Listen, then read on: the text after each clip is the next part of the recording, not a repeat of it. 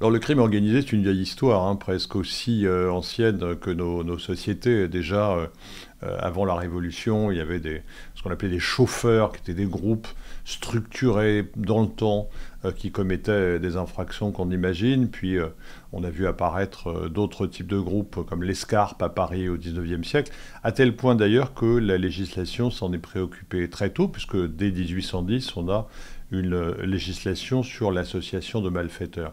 Mais ce qui va traduire une modification, un changement d'aisselle du crime organisé, c'est l'ouverture des frontières, c'est les mouvements migratoires, c'est la constitution d'une mafia, Cosa Nostra en Sicile dans la deuxième partie du 19e, et puis l'exportation de Cosa Nostra aux États-Unis durant cette période. Et là, on franchit une étape dans la mesure où des ramifications internationales commencent à se mettre en place.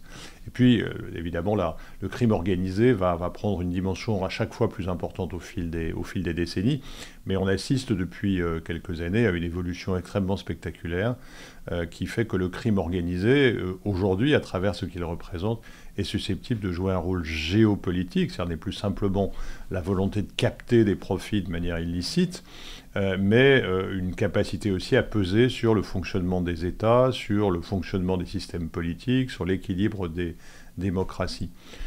C'est la Convention de Palerme en 2001 qui a défini ce qu'était le crime organisé, c'est-à-dire l'action d'au moins 3 personnes qui agissent dans la durée, de manière concertée, pour commettre des infractions graves dans un but matériel ou financier, donc le politique étant évidemment exclu. Correspondent à cette définition aujourd'hui des milliers d'organisations. En Europe, on en a à peu près évalué, Europol les évalue à peu près à 5000 organisations représentant 40 000 personnes. Dans le monde, ce sont des milliers d'organisations, mais avec évidemment les plus importantes, celles qu'on connaît, les grandes mafias italiennes, il y en a 4, les yakuza japonais, les triades chinoises, la mafia albanaise, une mafia nigériane qui se met en place aussi, et puis d'autres types d'organisations comme les cartels. Donc on peut dire qu'il y a entre 20 et 30 très grandes organisations qui jouent un rôle plus particulier, qui exercent une influence plus particulière.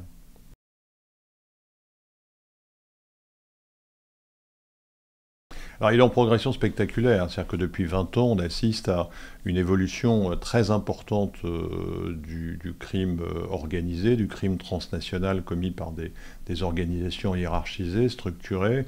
C'est lié en particulier à l'explosion aussi du trafic de stupéfiants, puisque au fond, la matrice du crime organisé, ce qui fournit le plus de profits et qui permet de financer toute une série d'autres activités, c'est le trafic de stupéfiants, naturels ou de synthèse. Ce trafic a explosé ces dernières années. La production de cocaïne a été multipliée par 2 en 10 ans. La consommation de stupéfiants a augmenté de 25%. Tout cela, évidemment, nourrit un crime organisé qui ensuite se développe dans d'autres domaines. La contrefaçon, qui repose très largement sur le développement du commerce mondial. C'est du commerce maritime, et les produits de contrefaçon transitent évidemment par les ports, tout comme d'ailleurs le trafic de drogue, avec des contrôles qui sont à l'évidence très, très insuffisant, le trafic d'êtres humains et le trafic de migrants, le trafic d'animaux, le trafic d'armes, tout cela par ordre d'importance décroissante au regard des chiffres d'affaires que ça produit, s'est développé de manière importante. Alors, indiscutablement, le processus s'est accéléré avec la fin du bloc soviétique, avec l'ouverture des frontières, avec aussi la survenance de conflits armés, qui ont servi de foyer à des groupes qui ont su, soit pour le trafic d'armement, soit pour le trafic d'êtres humains, soit pour d'autres trafics, s'insérer dans ce dispositif. Le terrorisme aussi est un élément qui alimente le crime organisé et vice-versa, puisque très souvent le terrorisme se finance à travers des activités illicites ou par collaboration avec des trafiquants en particulier. On revient toujours à la même question, les trafiquants de stupéfiants. Donc, la dimension qu'a pris le crime organisé est spectaculaire aujourd'hui, elle devient inquiétante pour nos démocraties et elle appelle des réponses extrêmement fermes, extrêmement fortes, qui tardent peut-être un peu trop à venir.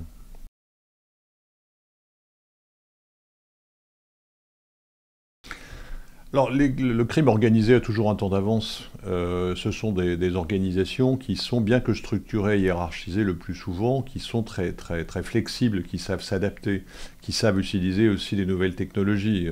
Ce sont des spécialistes en matière informatique, des spécialistes sur les crypto-monnaies. Ils savent jouer de toutes les failles des législations.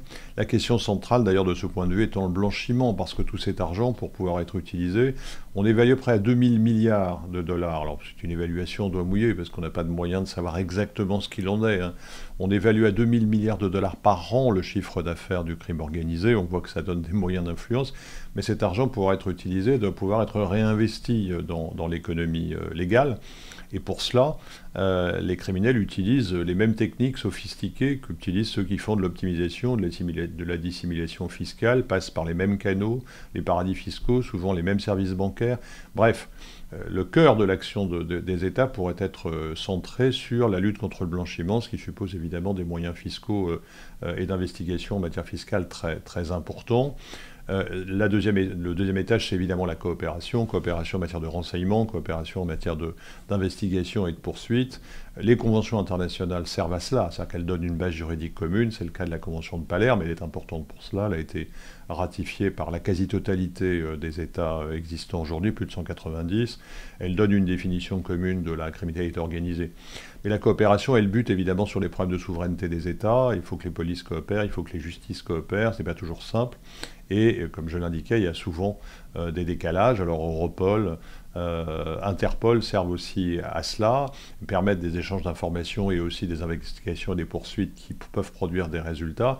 Mais on est aujourd'hui à un seuil, on est sur une ligne de crête et le risque véritablement, si on ne renforce pas encore, y compris en France, la lutte contre la criminalité organisée, c'est qu'on franchisse un point de bascule dans lequel le phénomène ne puisse plus véritablement être contenu, c'est-à-dire qu'on n'ait plus les moyens de le maîtriser suffisamment pour qu'il ne puisse pas énerver beaucoup plus largement la société. Et on le voit aujourd'hui à travers le trafic de drogue et les conséquences en matière de violence dans les quartiers. On le voit aujourd'hui en France.